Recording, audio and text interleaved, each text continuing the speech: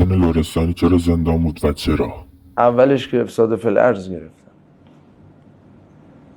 حکم افساد فی الارض. بعد از اون که دیگه خدا کمک کرد و با دعای مردم و دعای خانواده و اینا حکمم شکسته شد 10 سالم 5 سالشو کشیدم.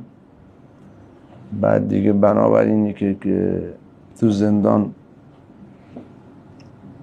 خوب بودم و داستانی درست نشد و فلان اینا، قاضی لطف کرد دیگه با عفو مشروطم موافقت کرد اومدم. یعنی 5 سال دوم بخشیده شده مشروط به اینکه اتفاقی تکرار جرم نشه نیفته.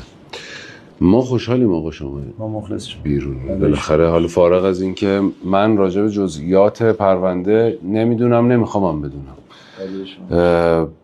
به قول شما یه مسئله شخصی بوده و هر چقدر لازم باشه خودتون راجعش صحبت میکنید.